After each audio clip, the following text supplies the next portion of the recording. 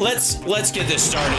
Let's do this. Let's jump in here right away. Ladies and gentlemen, welcome to the show. I'm Hal Sparks. This is Hal Sparks Mega Worldwide. I'll be your Hal Sparks for the evening. Thanks. I appreciate you enjoying Friday Eye this morning. It was Aaron Duran. I feel like I'm dragging you guys across the starting line with that show, but by God, we're going to keep at it because you're going to need to know this shit. Because one of the things that I've been talking about for a bit is how AI is I jokingly called it the AI asteroid today on the show because that's after the 2016 election into 2017, everybody was putting around these like giant asteroid 2020 shirts and that kind of shit. And it never came, and it's not going to. And I'm sorry to tell you, but the world is not going to end. It's just going to keep on chugging, and it will, as usual, be our responsibility to fix everything fucking again. But the closest thing to something that is as sort of shocking, I'm trying to bring up a graphic that I have. There you go. Yeah. The closest thing I could bring up to, that thing was what I was talking about this morning, the AI asteroid, which is headed towards Earth at a breakneck speed, ladies and gentlemen. And let me tell you, when this thing fully lands, right now, it's arguably it's already pierced the atmosphere and is affecting things. But we have not quite reached the point where the impact has been fully felt. But you're going to get a taste of what the dinosaurs felt in the next 5 years. It's a slower asteroid, but it's a big one. And at one point, it's going to just peg the meter on life being different. And Donald Trump is going to be there. Sorry about that dummy's face. I apologize. I should warn you whenever Rapey McFivehead is coming up. And we're going to be dealing with him, obviously. But one of the things I was concerned about in many ways, and this is, obviously very little solace, but it is a reality, is that I was concerned that the Biden administration into Harris or whomever at the end of that administration in the next round would be right at the peak of AI and jobs being taken by automation and robots and all that kind of stuff. Well, that timeline, thanks to Elon Musk and the hatred of immigrants and the advances that have already happened, that timeline has sped up. That quickening has occurred. And I'm here to tell you, if he lives, Donald Trump will be president during the biggest collapse in the job market in the history of Earth. And if he croaks by then, it'll be J.D. Vance. I'm not kidding. And the irony that Elon Musk, Mr. Electric Car, is right next to the motherfucker who's going to end his electric car subsidies, is also going to be the guy standing there with the robots waiting in tow, in theory, that will take over everyone's job. The irony should be lost on no one. Now, granted, robots will be doing the jobs that humans don't need to do and don't want to do and are dangerous and all that stuff first. Absolutely. But shortly after that, they'll be doing some of the, that's kind of cool jobs. And then they'll be doing jobs, I think, the primary use of them going forward will be jobs that we never even thought about doing because somebody will get killed doing that. And robots will allow us to go, I don't know, try it. If he gets crushed, it'll be okay. You know what I mean? Yes, and I said quickening. Yeah. So, let's see. What do you think about banks falling apart and we all have to go crypto? No. Yeah, the crypto thing is just a way for them to shuffle around money without paying taxes when the shit hits the fan. And it's still not going to work. It's going to boost for a while, and then somebody else is going to rip off everybody's crypto, and it's going to collapse again. You can't buy anything with it. You can't sell anything with it. Not really. So it's just a way to store money. It's a piggy bank. And the idea, it's a piggy bank that you could trick people into thinking has more in it than it actually does. Just saying. They're coming after our men. Look out, ladies. Yes, they are. They're going to replace all your men. There's going to be a lot of idle men out there. That said, We'll deal with that as it comes along, but that's just a reality. I don't know. Well, we'll see. There's been a mixed reaction to Donald Trump's suggestions, no surprise, because he's doing them in many ways just for the controversy of it, to who Donald Trump wants to put in place, namely RFK Jr. and Matt Gaetz getting the most attention, almost making Pete Hegseth and Tom Homan look normal by comparison, which may be the goal. Again, these may be serious choices or just flippant choices, but they also might be distraction choices. And Trump does this kind of shit all the time. So it shouldn't be surprising that won't ultimately get, whoever the AG is will still be a terrible, terrible person, but won't be raping McForehead, right? Same thing is true of RFK Jr., although I think he could be, by the end of this, the Democratic equivalent of Fauci as far as how people feel about him. Like, this guy's got to get everybody killed, which is kind of true. The question is, who would get more people killed? Raping McForehead, who would release a bunch of murders or call up the FBI tracking down serial killers because he wants to prioritize Trump going after people that he doesn't like, or RFK Jr., who will just be responsible for the biggest E. coli and polio, I guess, epidemics in the modern era. Who can say? YouTube is censoring comments again. Well, watch your dirty, dirty language, you naughty clowns. And also hit the like, share the show. Irritate those maggots, ladies and gentlemen. I know you can do it.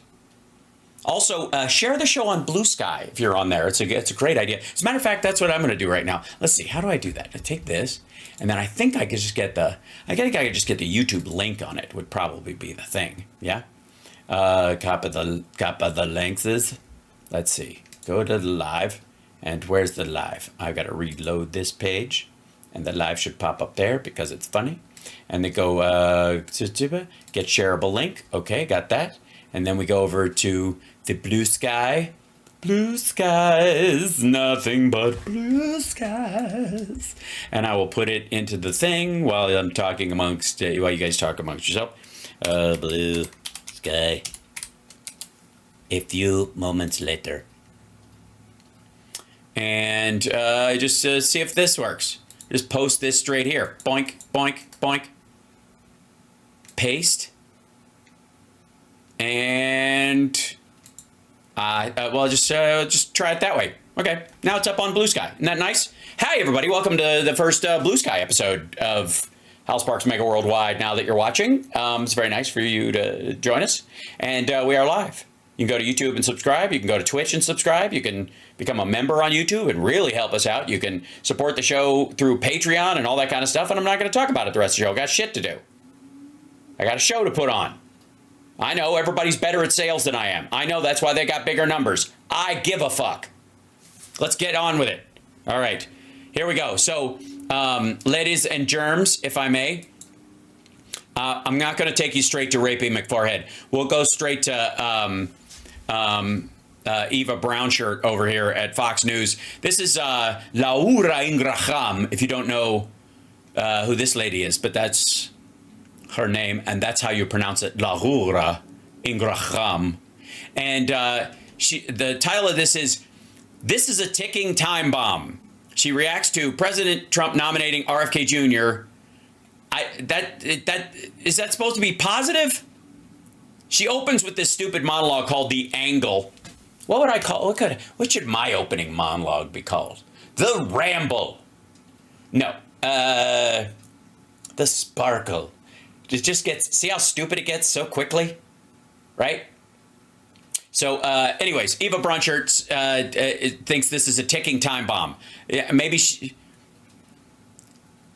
the fact that she realizes that if we're going to be attacked with a bioweapon, our enemies need only wait a couple of months. Good evening, everyone. I'm Laura Ingraham. This is the Ingraham Angle reporting from Florida tonight. A flurry of new Trump nominations released today. One of his outside counsels, Todd Blanche, as his deputy attorney general. Former Congressman. I love how that guy who's an actual functional attorney, even though he sucks, as his deputy attorney general.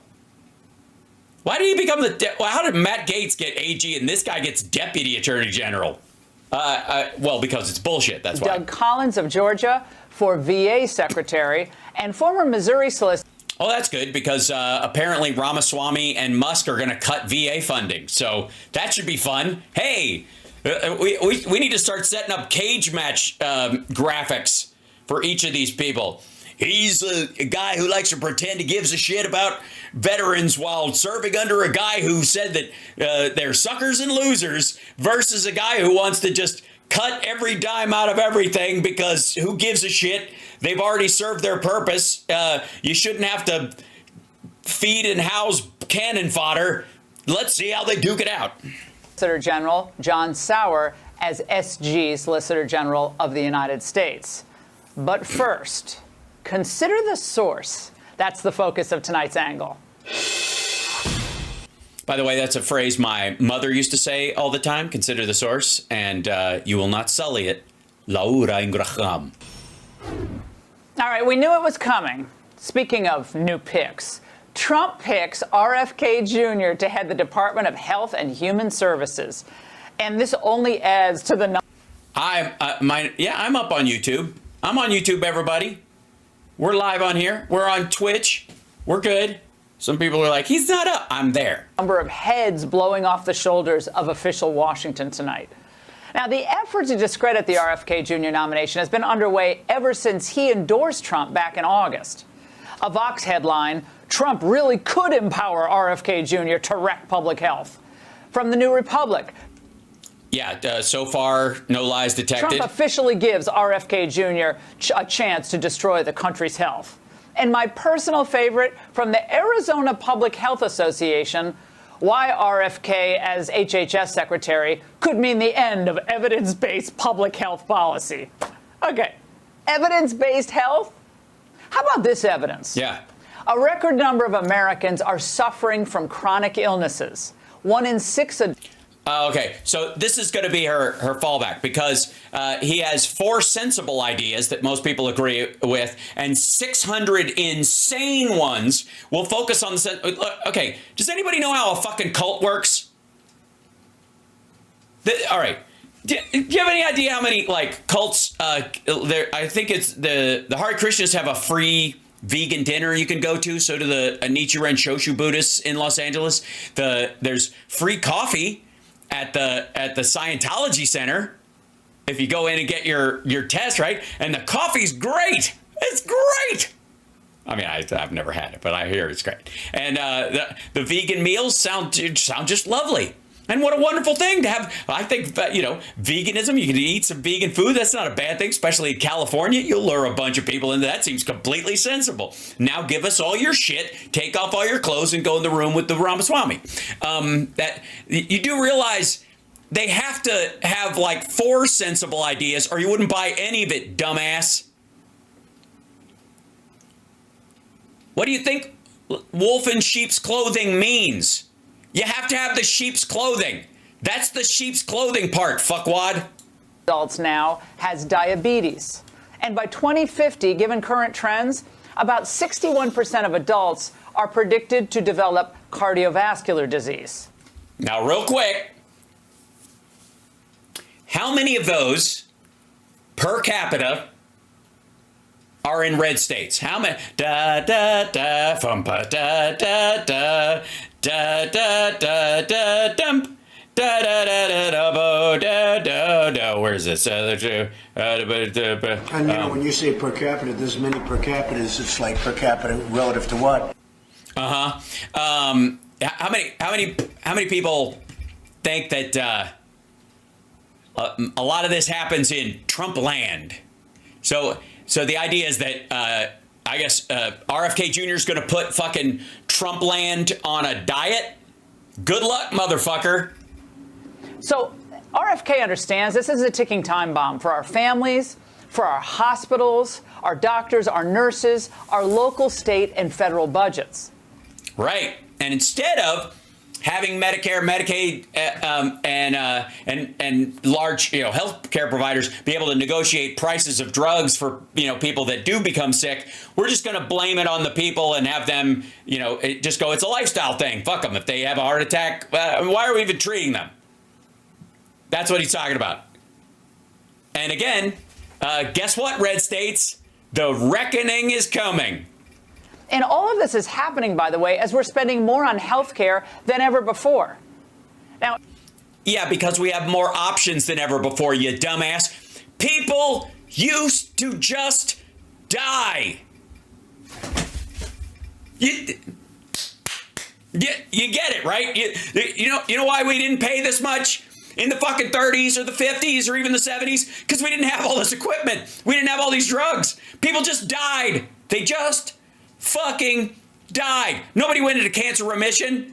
If you were lucky, your body just did it and people thought it was faith healing. You dumb motherfucker. Of course, we pay more for cars because they're safer now. They have seatbelts and airbags. Airbags and seatbelts are more expensive than cars that don't made without them. What the fuck? Everything's more expensive because you live.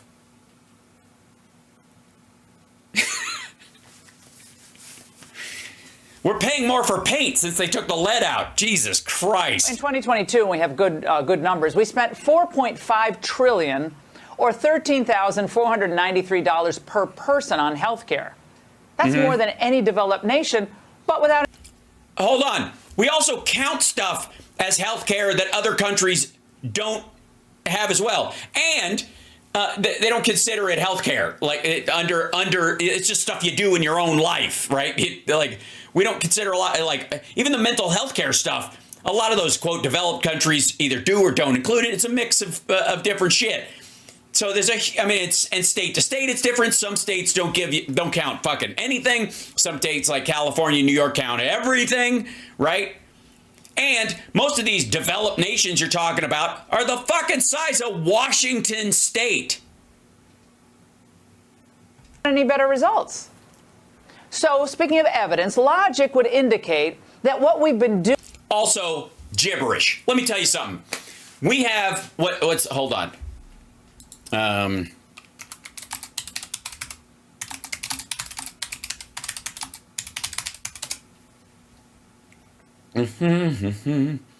Okay. In 2021, 48,000 people died of gun-related deaths. Most of them, nearly all of them actually, did it to themselves. Did themselves in with a gun. 48,830 people. Now, do you think, because we consider that a mental health problem, which we should, and everybody who does it isn't 100% successful when it happens, and so they live for a couple of days and they get health care at the emergency room or in the ICU until they pass away, right? Those folks, you think that's considered health care? You think that's considered a bad health care outcome? You fucking A right it is. It's considered a rando death. And a good portion of those folks are chronically in pain, older, don't have options in their lives, and that's what they use, right? They use it as a way out. It's terrible. And that number is enormous. And none of these other countries you're talking about have guns like we do, so they don't have that number. Just swipe that fucking number right out of there. Okay? 1,000 per state. That's the other reason. We don't have bad outcomes. We have more extreme, wounds. We have more extreme circumstances that take people's lives, and when you go, you go. But the idea that we don't stack up with other states is it's like the education thing. It's bullshit. We're not 50th in the world. We're like 12th. And every other country that is better than us is fucking way smaller. And I got news for you. If it wasn't for the red states, we'd kick their ass. How many do you think the national grade scores are dragged down by the schools in Washington State, Oregon, California, New York, anywhere in the Northeast, fucking Illinois? Or do you think maybe, just maybe, Nebraska, Arkansas, Mississippi, West Virginia, and the test scores in those states are fucking up our bell curve? What do you think? Now, you know what? Sorry, Laura. Go back to shitting on America. Doing isn't working. And ipso facto, we need a fresh perspective before we as a people get even sicker. Right. And nothing is fresher as a perspective than Jews and the Chinese came up with COVID and it was a plan to kill us all, because it's really weird that they don't get it, don't you think? But more fury and fear over the RFK nomination in a few moments. But one thing again, I don't know what. No. Stick to the topic, lady. and we do know conclusively, the gatekeepers of the bureaucracy, whether it's at HHS or anywhere else, and those who get rich from the status quo in D.C. Real quick, HHS and the FDA not only regulate food, but also the additives in makeup. And if some toxins are allowed to work their way into that system, some people will be more vulnerable to the danger and damages than others. Just floating that. are always going to be threatened by anyone demanding accountability. No. Yeah, accountability is not the problem. As a matter of fact, that's what the entire function of the House and the Senate is for. That's what it is. That's their primary. They don't do it, but that's their primary job. Nobody's worried about accountability, lady. What we're worried about is this asshole starting a polio epidemic from scratch. Like all this stuff that we had put in the fucking rearview mirror. And this dickhead's like, let's bring it back. Let's question everything, even though we've had decades of success. And this explains a lot of the frenzy over Trump's recent cabinet picks. Tulsi Gabbard as director of national intelligence? You think Trump had given it to Putin himself? He basically did, yeah. I mean, granted, Putin was never in a cult, which I linked to the Hare Krishna cult, but not quite. It's almost like the, how would you describe the cult she's in? It's somewhere between it's like the Branch Davidian version of a prosperity gospel version of the Hare Krishnas. We're bringing in Russia's influence is what this is. We have people like Tulsi Gabbard who are spreading Kremlin talking points. He's an admirer both of Bashar Assad of Syria and an apologist for Vladimir Putin of Russia. Tulsi Gabbard has a long history of siding with the analysis of Russian state propaganda, Syrian state propaganda. I mean, they can't help themselves. Right, because it's true. That's why they can't help themselves, you weirdo. Why would you laugh that off? Look, there's only one real response to this, because that's a huge accusation. You'll notice that I get a bit fiery at times when stuff like this comes up. And I think that's the appropriate response. If you actually believe what you say you believe and you're responding naturally in the situation. But a big fake Tucker laugh to kind of cover that's absurd just tells me you're on her team. Oh, Pete Hegseth at DOD? The MIC, Military Industrial Complex, has gone to DEFCON 1 over this pick.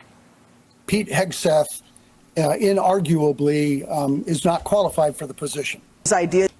Yeah, again, don't play clips that make total sense. Also, Tammy Duckworth lost her legs in battle. Fuck you, lady. She's not the military industrial complex. She served in battle and then serves in Congress. That you can exclude women from combat is really one that shows his lack of experience and really, him being unqualified to be the Secretary of Defense. He is the most unqualified candidate for this position in the history of America. This is very dangerous. Also, real quick, I know this is nitpicking, but has anybody seen a military contractor or the CEO of Lockheed Martin or a spokesperson for them or even a I don't know, the fucking military court, anybody who would qualify as the military industrial complex. What you're showing me is people who've served in battle, people who, in all three of these cases, I believe, and people who advocate for veterans so far.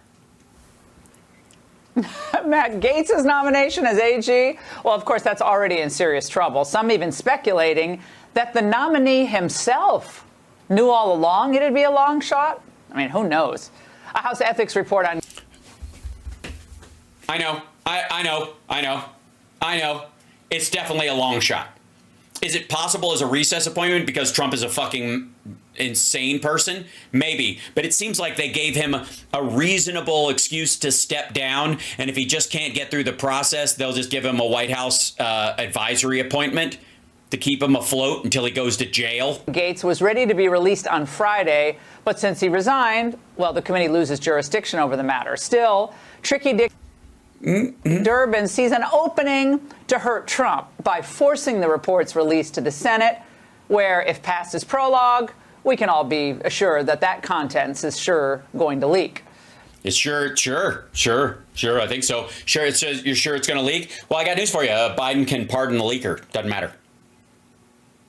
Yeah, anything he does. I mean, he could arguably make a presidential decision that, you know, protecting women from a rapist becoming the, you know, and in the alleged rapist in that actual ethics report, which they were going to find him guilty of and recommend that he be kicked out, and he bails right before.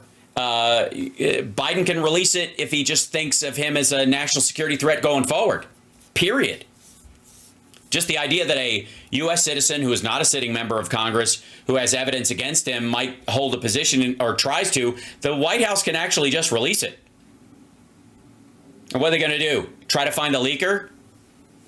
And what if Biden does it himself and pardons, you know, or has somebody does it, go, release that. He tells them to hand it to somebody and then he pardons them. Biden needs to know that. I think he already does. I would assume he does. Trump's team. And I also, yes, I do think Biden should pardon Hunter just because it'll save us all a lot of grief. Team had to know what the Hill reaction to this would actually be. A Republican friend of mine who's also friends with Matt Gaetz told me last night he thought this appointment was the worst thing that's ever happened to the country. This is the first step, likely, in Trump's revenge tour against the Department of Justice. He is the exhibit A to weaponization. I mean, we are in pure George Orwell 1984 land. Thank you, Andrew. Of course, we can't predict what's going to happen or if... Well, here's what I would suggest. Your show's an opinion show, dummy. What's your opinion? I mean, you seem to be against it / for it. You really are straddling that say nothing line there, Laura. I'm guessing you're against it. I'm guessing you know he's a scumbag. I'm guessing you're hoping somebody else does your job for you. But I don't know anybody even like maybe Lindsey Graham or somebody like that, who's even playing footsie with this idea. Either they're all in just because Trump should be allowed to do whatever the fuck he wants, which seems to be the how they're doing it, so they can blame it on him later. By the way, they're avoiding the question of how dangerous RFK Jr. would be or how disgusting Matt Gaetz is as a human being by just going, Trump won, he should be allowed to do whatever the fuck he wants. That's how they're getting away. That way, if he does something, you know, violent, skeevy, awful, or whatever, they'll just go, well, he didn't know. He thought he was a firebrand. He was going to do some great stuff. He fucked around. You know, it's like Jeff Sessions. You can't win them all, and it's not his fault. You know, Trump was just trying to, you know, go for the gold or whatever. They'll just lay it all at Matt Gaetz' feet and broom him out of there. And I mean, if RFK Jr.'s thing goes south, then we've got a decade of sick kids. That's what we're going to have to fight back against. That's why states are going to be state health departments are going to be super important going forward, because there's going to be zero coordination. What it means is there's going to be huge disease outbreaks in red states and farmland, because like What the fuck happens to like E. coli and avian flu if the guy leading HHS thinks they're both a hoax? If this is a way to force the Senate to accept recess appointments, but incoming Senate Majority Leader John Thune is leaving all options on the table. And I always believe that you defer to a president when it comes to the people they want in their cabinet and to do a lot of these important jobs. But obviously there is a process whereby we get down and scrub all these nominees and figure out whether or not, one, they're qualified and are they people who are fit to hold these offices. And the answer is no and no. Well, I certainly hope that as they carry out their advise and consent role, Republican senators remember that Donald Trump is the reason they even have a majority. No. No, a lot of them are again, the timing of the Senate is one thing because not everybody's up at the same time. So especially the senators don't necessarily believe that. And certainly not Thune. Like if you're voting for Thune, you're not voting for fucking Trump. And just because you're voting Republican, because you want like stable Republicans in there, it's even more so they're representative of a group that doesn't like Trump within their own party. And certainly no Democrat voted for them. So fuck off with this. He's got a 1.2% majority right now. It's not a mandate. Calm the fuck down. And as Republicans fight amongst themselves, perhaps... Right. I'm just going to enjoy that for 1 second. Okay, I'm good.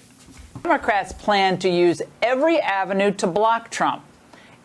Yes, we do. Even forming, and they're admitting this, a shadow cabinet. We can't let Donald Trump's extreme MAGA agenda go unanswered or unopposed. Zone defense isn't going to work. We're going to have to go man on man. We need to borrow from our British friends and appoint a shadow cabinet to fight back against the worst abuses of a second Trump administration, a team from the opposition that mirrors the government's own cabinet members. Okay. They watch the cabinet closely, publicly challenging, scrutinizing, and... Okay. All right. So what it means is assign members of the caucus, the Democratic caucus, to each of these departments and go, you're going to be the point person to push back on this dickhead. We'll all work on bills and committees and stuff like that, but you don't have an actual shadow cabinet when you've got this out front. What they mean is they're going to have a point person that will be assigned to watching each of these departments like a hawk. Good. Offering new ideas. It's another form of checks and balances, a quiet guardrail that holds those in power accountable. Wait, it's another form of checks and balances. Was that in the Constitution? I must have missed that. I love when they bring their props, by the way. Well, obviously, it's not in the Constitution that the president is not allowed to be charged with a crime or guilty of a crime while he's in office. That was an interpretation by the SCOTUS that this asshole put there. Sorry. Oh, God. Sorry about that, guys. 1 second. I don't know why they chose that picture, but I should be quicker on that. I need a button that throws my nut warning up. Yeah, I need another Stream Deck. I'm running out of buttons. Eek. Yeah, I mean, again, this is eventually trench lawfare, lady. So this makes it even more critical for President Trump to have all his ducks in a row on the Hill before making big appointments. He's always been more effective that way. There's no time to waste. What? Sorry, he's always been more effective when he has his ducks in a row? When the fuck did that happen? Lady, he didn't pass anything. The Republican tax cut was already drafted when he came into office. It had been sitting in Mitch McConnell's desk drawer for almost a decade. Which part of it? His big, beautiful health care plan? His ACA repeal and replace? His big, beautiful, amazing, dignified Afghan withdrawal that never fucking happened?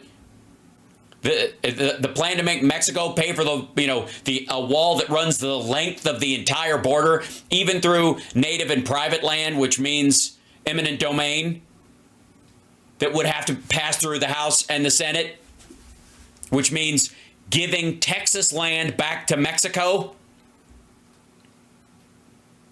Ducks. Get the fuck out of here. While all this plays out, we should also consider the source or sources of this incoming stream of criticism.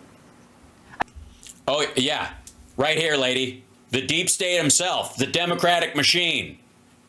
You know, I was benched far too much. I mean, granted, I started my show later than everybody else. There's all these other channels been on for 5-10 years even. So I know I'm the new kid on the block, but sometimes you got to put the rookie in. Sometimes you got to let me, you know, move the ball down the field. It's about fucking time. So, yes, consider the source. This is the source, lady. From now on, direct all incoming fire this way, Laura. I mean, these people have been wrong about pretty much everything. Propping up Biden's terrible cabinet picks just because they were first this or first that. Of course, with... Oh, that's her DEI reference. Black, female, gay, that kind of stuff. the help of their friends in the press. President-elect Joe Biden announcing historic picks for top posts in his cabinet, including former Federal Reserve Chair Janet Yellen to be the country's first woman Treasury Secretary. Joe Biden's cabinet. Wait, didn't Trump just, his chief of staff is the first woman holding the spot, right? Isn't he doing the same shit? I mean, yeah, she's not a DEI hire. She's from Trump land. Nominees look like America, quite frankly. Diversity in thought, diversity in race, in gender, in everything. That is what America looks like. Joe Biden has appointed the most diverse cabinet in history. And has had like the quickest and strongest recovery from COVID of any country on earth. And we still do. That's all that mattered. Forget qualifications, but that made them qualified because... Oh, fuck you, lady. No. Wait, and and by the way, can I share something with you? Let's see if I can. I think I put this in my... Yeah, I put it in here. Hold on. Okay, chat room, real quick. Since she's going to pick on Pete Buttigieg for being gay, which is what that's all about, and that's just gross. I would like to remind you. Let's see if I can find this. I think it should be the Open this page up. There we go. Yeah, here we go. Now, sometimes we need to put a flag in the ground. Okay? Joe Biden is still president right now. It is not even December yet. We're halfway through November. He's still got a couple months left, and that's crucial. Okay? But I want to put a flag in the ground and go, well, this is where we are. Okay? This is where we we are at this moment in history. Okay?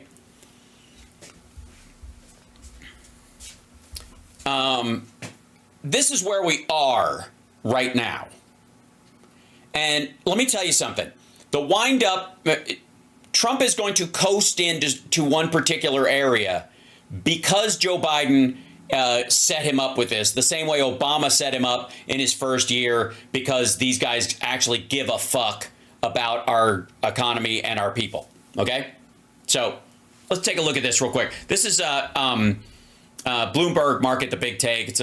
They break this down quite a bit. But oil was written off. Now it's the most productive U.S. industry.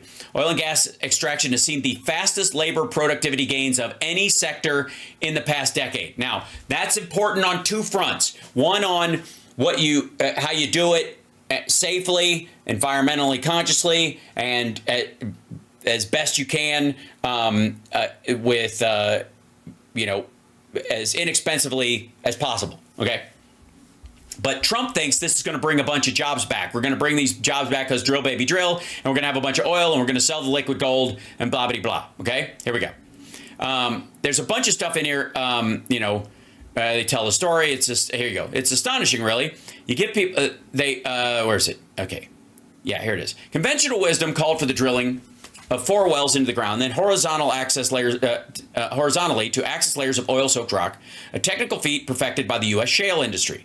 But the plot of land was too narrow. limiting each well's reach and likely making them unprofitable. So the engineers tried a novel concept, a U-turn. After boring vertically to the shale layer, they went sideways for 1 mile, curved the well around, and then drilled back to where it began. Excuse me. It worked. Matador was able to pump the oil with 2 wells instead of 4, essentially cutting costs in half. It's astounding, really, said Matador Chief Executive Joseph Ferran.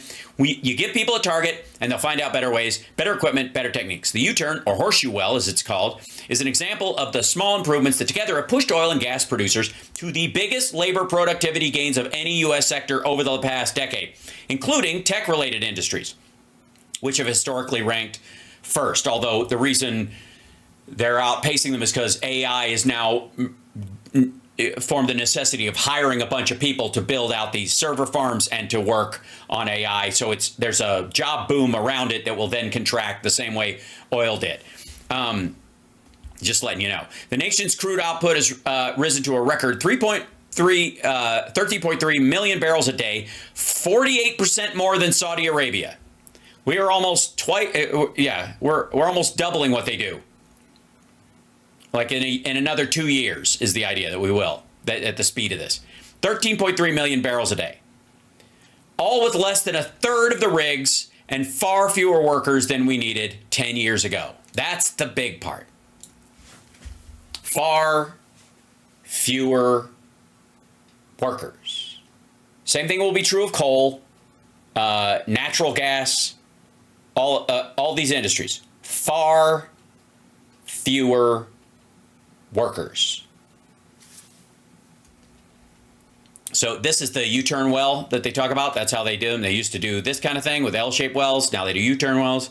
There's high-tech fracturing. There's the 2-for-1 fracking. They go up and down. I don't know what this business. Catered barbecue, remodeling living quarters, field crews, cash bonuses. Some of the lures used to motivate workers to drill faster and save money and be out of a job quicker. Hey, when are you getting fired? Sooner rather than later. Would you like another rubber hot dog? Absolutely, NPC friend of mine who also has beer with no cap on it. Okay. It's gone from being an outsider of the world's crude market to stealing market share from OPEC, turning the U.S. into a net exporter of petroleum and becoming an engine of the economy. Not going to already. Investors were fleeing this sector just a few years ago, betting on the green transition, which they are still doing. But the iterative process of drilling thousands of wells each year and learning from each one has been a major reason why. Okay, oil production. U.S. oil production will grow by 600,000 barrels a day in 2025. Do you understand? By hook or by crook. Fucking nothing to do with Trump becoming president. Nothing. You hear me? This is because of stuff that started under Biden. 600,000 barrels a day more. That's about 50% more than this year's growth. Due to higher well productivity, according to Bloomberg NEF. Okay? You know, the left-wing think tank, Bloomberg.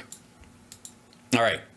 You have a highly productive energy sector that covers larger, central bank community, covers up for the larger commodity shocks compared to the 80s.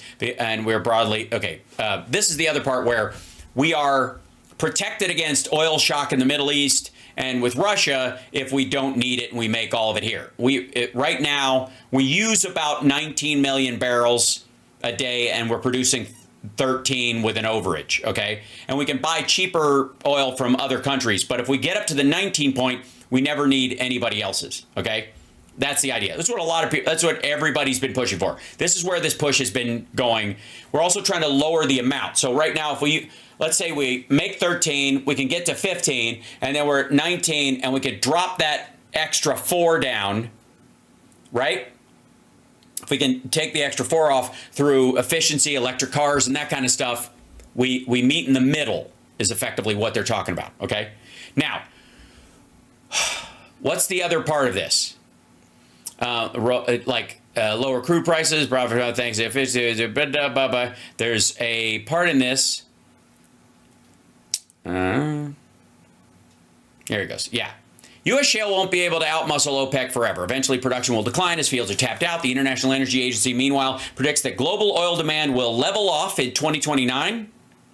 as we shift away from fossil fuels. While share buybacks and dividends will lure some investors back to the sector, many haven't returned. Efficiency gains help keep the U.S. competitive as the resource base degrades over time. The resource base degrades over time. Eventually, you will run out of oil.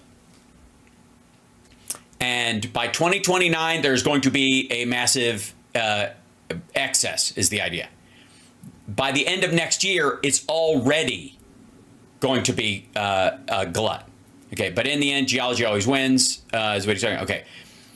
Even the shale revolution, 15 years old, higher level of product, add 10 trillion to gross domestic product. Okay, yeah, there it is. So this is energy.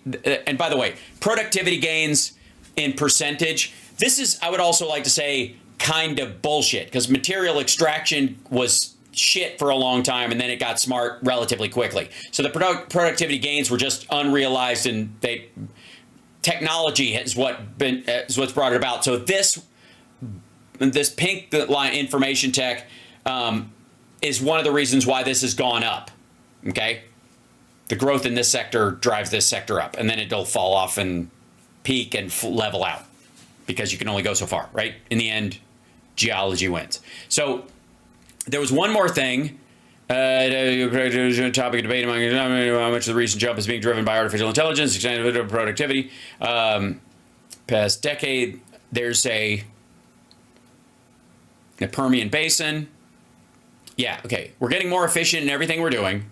We're getting more for every dollar we spend applying new technologies. Chevron has doubled production in the Permian to nearly 1 million barrels a day just in the past 5 years without making significant acquisitions, meaning that they're getting more out of the wells because they're doing these U-turns. Then there's often you'll hear up 3 miles, afternoon. It's a huge breakdown of this thing.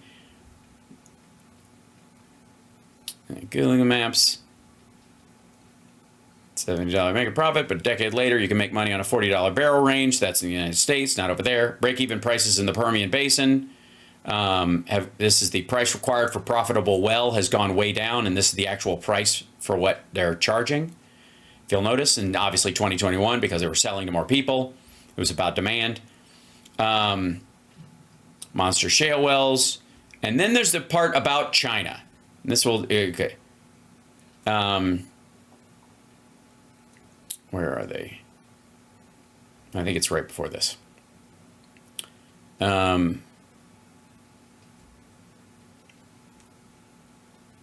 here you go. This is the big part that everybody is kind of talking about in the business sector about this. That's just important for you guys to know is happening in the background. And I'm just putting a flag in this right now. Because again, oil output's going to go up no matter what next year.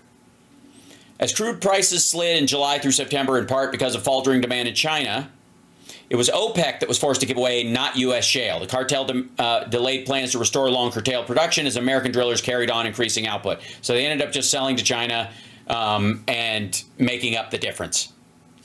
I'll share this link in the chat. This is it's a good read. It goes pretty in depth about this, but it's basically it's good news and bad news in that on the one hand you've got now there we go, the link is in the chat now.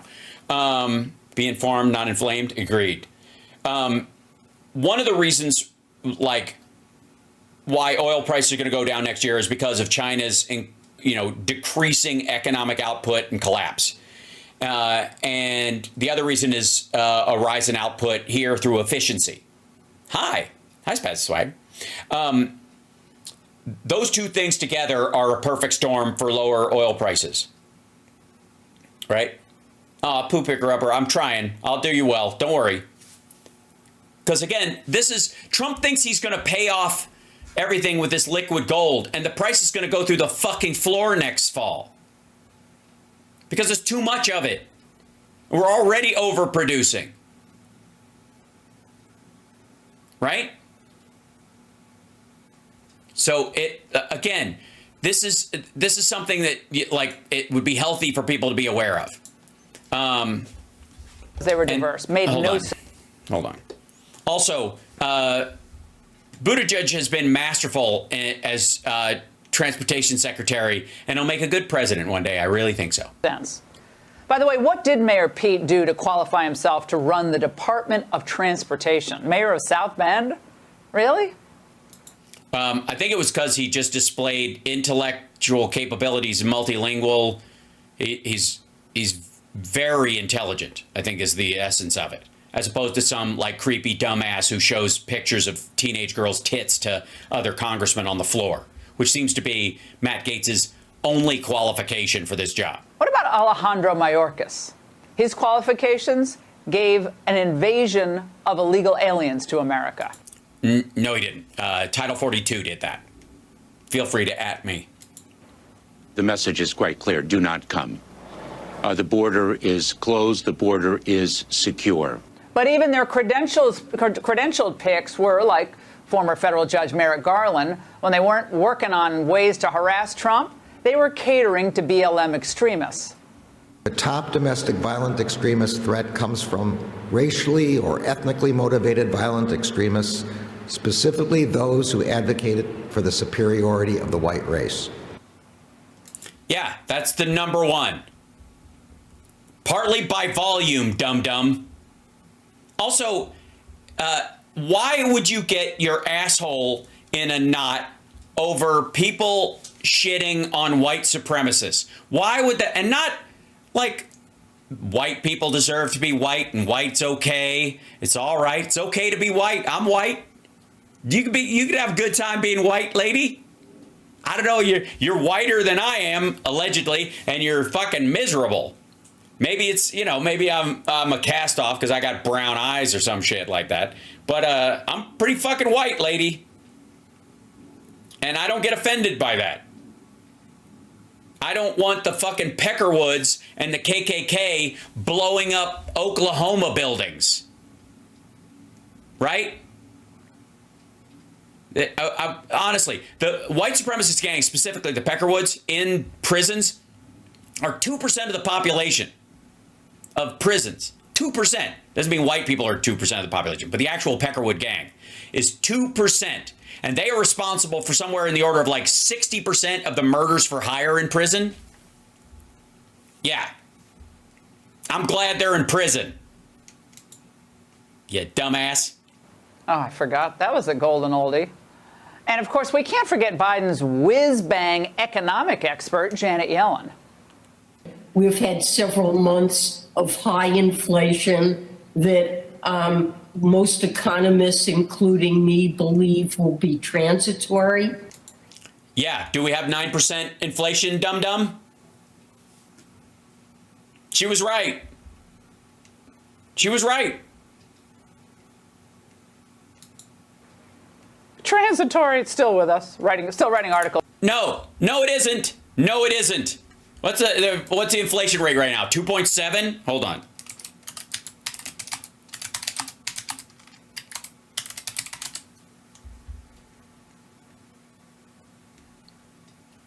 Annual 2.4%. Jesus Christ. Was about inflation too. 3.5 years after a fucking worldwide pandemic, and we've got 2.4% inflation, and what, 4.75% interest rates? Russia's interest rate is 21%.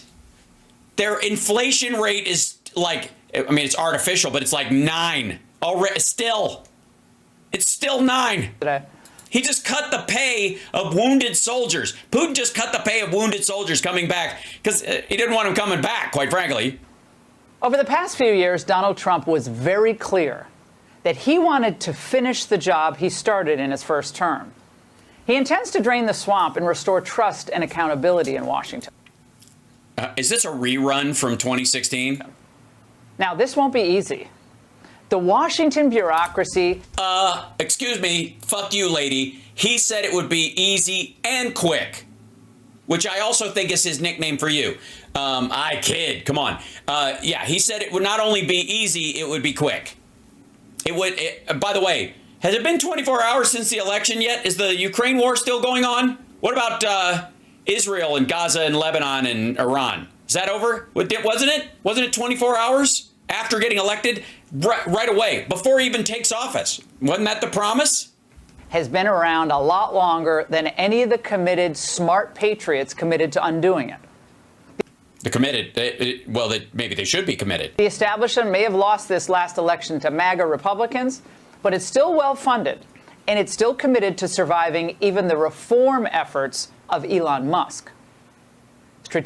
Also, by the way, he's calling his little Doge joke, his EGOD organization, the Department of Government Efficiency. Not a department. It takes an act of Congress to create a department. It's a committee.